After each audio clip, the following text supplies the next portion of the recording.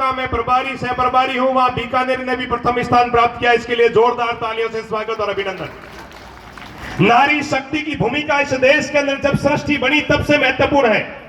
इसलिए जब इस सृष्टि का निर्माण हुआ तो इस सृष्टि ने भी समय सृष्टि को चलाने की ताकत अगर किसी को दी तो वो नारी शक्ति को दी। इसलिए देश और दुनिया में जब हमको सरस्वती की जरूरत, शिक्षा की जरूरत होती है, विद्या की जरूरत होती है, तो देवी रूप में मां सरस्वती की पूजा करना पड़ता है। हमको जब धन की जरूरत होती है तो देवी रूप में मां लक्ष्मी की पूजा करनी पड़ती है।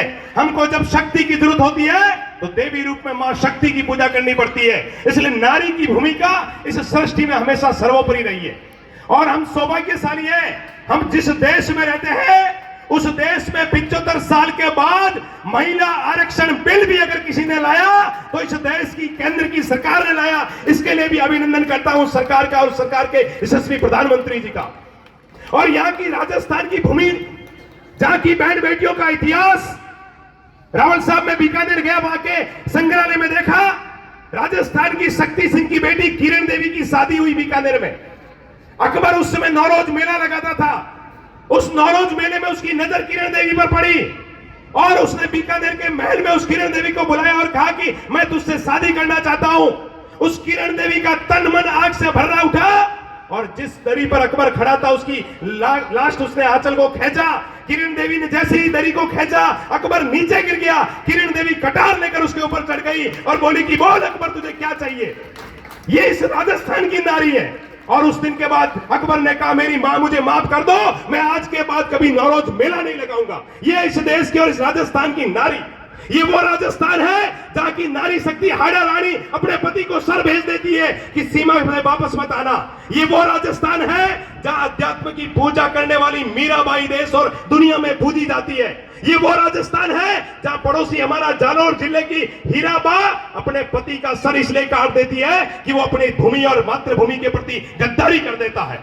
इसलिए राजस्थान की धरती और भारत की धरती इस महिला शक्ति की आह्वान से भरी पड़ी है। आज अगर खेल के माध्यम से इन महीनों को तराशा जाता है, एक व्यक्ति का निर्माण, एक महिला का निर्माण केवल मात्र शारीरिक रूप से नहीं होता है। उसको पूर्ण रूप से एक शक्ति तब माना जाता है जब वो शारीरिक, मानसिक और बौद्धिक रूप से परिपक्व हो। और एक इंसान को जब शारीरिक, मानसिक और बौद्धिक रूप से परिपक्व करना है तो केवल शिक्षा के साथ साथ उसको संस्कारों के साथ साथ इन खेल के मैदान में भी महिलाओं को आगे लाना पड़ेगा। हम पीटी उषा को आदर्श माने, हम किरण बेदी को आदर्श माने, हम देश और दुनिया में उन महिलाओं को आदर्श माने।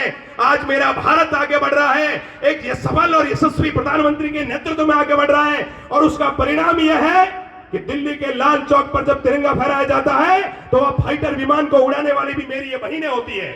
दिल्ली की लाल चौक पर तिरंगे को सलामी दी जाती है तो उस सलामी परेड में सबसे आगे चलने वाली भी मेरी ये बहनें होती है। इसलिए देश और दुनिया में नारी शक्ति की ताकत का अंदाजा हम सबको होना चाहिए। मैं अभिनंदन करता हूं सिणधरी की इस पावन भूमि का, मैं अभिनंदन करता हूं उन शिक्षकों का, उन गुरुजनों का, मैं अभिनंदन करता हूं उन भामाशाहों का। कहते हैं कि मिनख गणाई जगत में मिनखारो घणो सुगार, और जी मिनखा में मिनख पड़ो बा मिनखारो काल। दुनिया में लोग बहुत है लेकिन अपने घर परिवार और अपने शहर और गांव से बहन बेटियों को निकाल करके ऐसे कार्यक्रमों के माध्यम से उनको मंच उपलब्ध करके देश और दुनिया में नारी शक्ति को आगे बढ़ाने का कोई बहुत बड़ा कार्य अगर किया है तो वो इस सिणधरी की धरती ने किया है। जोरदार तालियों से इस सिणधरी की धरती का अभिनंदन करता हूं। आप सभी शिक्षक बंधुओं के श्री चरणों में नमन करता हूं, प्रणाम करता हूं और आप सबको विश्वास दिलाता हूं आने वाला समय भारत का है।